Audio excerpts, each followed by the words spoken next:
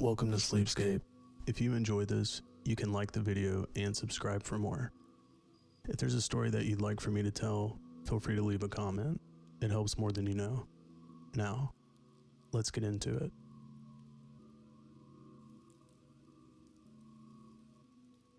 Tonight's story takes place in late December of 1980 in Suffolk, England, between two U.S. Air Force bases, RAF Bentwaters and RAF Woodbridge, separated by a dense stretch of woodland known as Rendlesham Forest. At the time, both bases were active during the Cold War and housed nuclear weapons, which meant security was strict and any unusual activity near the perimeter was taken seriously. What makes this case stand out is not just what was reported, but who reported it. Trained military personnel, security forces, supervisors, and eventually the deputy base commander himself, all describing something that didn't behave the way anything familiar should. Rendlesham Forest sits between the two bases, forming a dark, quiet barrier of trees that becomes almost completely black at night beyond the immediate perimeter lighting.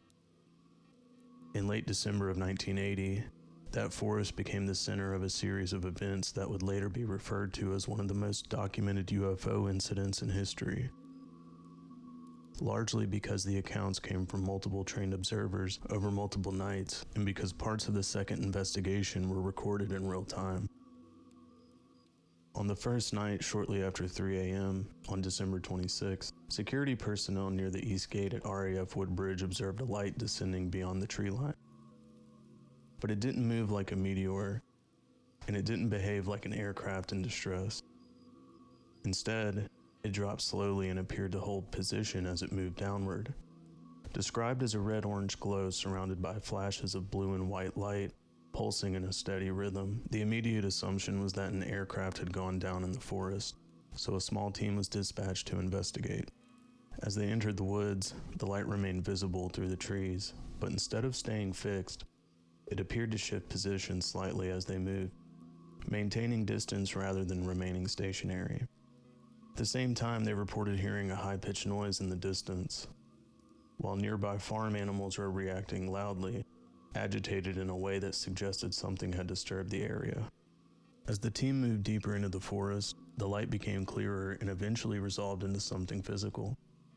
One of the men later described a triangular object roughly 9 to 10 feet across and several feet high, positioned low to the ground.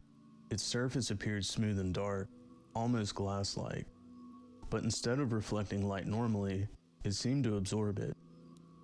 The object emitted a bright white light that illuminated the surrounding area, along with smaller lights along its edges that shifted between red, blue, and white in a repeating pattern. There was no visible propulsion system, no exhaust, and no sound. As he approached, it became clear this wasn't debris or wreckage, it was intact. At one point, he reached out and touched it, later describing the surface as warm and smooth, similar to polished metal or glass, not vibrating or hot, but active in a way that didn't feel inert. While examining it, he noticed geometric symbols arranged with precision along one side. Not random or damaged, but intentionally placed, almost like a form of writing he didn't recognize. Without warning, the object's lights intensified, growing brighter and more defined, and then it began to lift slowly from its position, rising through the trees without making a sound. Within seconds, it accelerated and disappeared completely. At daylight, the area was examined more carefully. Investigators reported 3 depressions in the ground arranged in a triangular pattern, along with broken branches above, suggesting something had interacted physically with the environment. Radiation readings were taken, and while background levels in the surrounding forest were low, slightly higher readings were recorded within the impressions. Not extreme, but enough to be noted and documented. 2 nights later, Lieutenant Colonel Charles Halt returned to the forest with a team to conduct a more formal investigation. This time, they brought radiation meters, recording equipment, and mobile floodlights they called light-alls. They powered on, but the beams didn't carry through the trees the way they should have. almost as if the light itself was being absorbed or diffused by the environment. Halt recorded the entire investigation on audio tape, and his voice throughout remains calm and methodical, describing positions, distances, and observations as they moved. The team began by examining the landing site again, taking radiation readings at the depressions and surrounding area.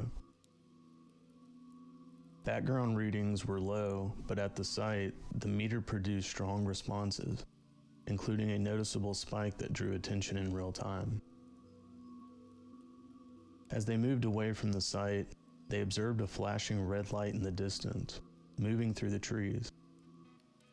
It wasn't drifting or flickering randomly, it was advancing, and Halt can be heard stating that it was coming toward them.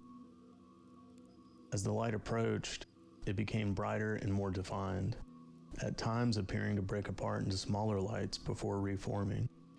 Through optical equipment, the object appeared to have a dark center surrounded by a glowing outer edge, leading one observer to describe it as resembling an eye, with a bright outer ring and a darker center like a pupil.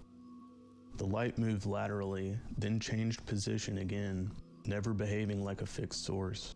At one point during the investigation, the team observed a farmhouse in the distance with what appeared to be a light inside of it. Initially this seemed normal, but then a red-orange light appeared outside the structure, matching the color described in earlier sightings. The light moved toward the farmhouse slowly and deliberately, and just before reaching it, it split into multiple smaller lights, approximately 5 distinct white lights, that separated from the original source and disappeared completely within seconds, with no sound and no gradual fade. Later, multiple lights were observed in the sky, described as star-like objects positioned at a distance. From these lights, narrow beams extended downward toward the ground, not wide or diffused, but focused and concentrated, moving slowly across the forest floor in a way that suggested deliberate scanning. At one point, one of these beams appeared very close to Halt's team, close enough for them to approach the area directly. They moved toward the location where the beam reached the ground and used their radiation equipment to take readings. Once again, the readings were slightly elevated compared to the surrounding environment. Not extreme, but consistent with the earlier site. Halt later described another object positioned above the base itself, emitting similar beams of light downward, expanding the event beyond the forest and suggesting activity over the installation itself. The Rendlesham Forest incident remains one of the most documented and debated UFO cases in history, not because of speculation, but because of the consistency of the accounts. Multiple trained observers, across multiple nights, described something that moved with intention, changed form, emitted controlled light, and left measurable traces in its environment. Not something distant, not something abstract, but something that could be approached, observed, and recorded. And then, just as suddenly as it appeared, it was gone, leaving behind no confirmed origin, no definitive explanation, and a series of accounts that have remained largely unchanged for decades. Whatever moved through that forest wasn't random, and the people who saw it never described it that way.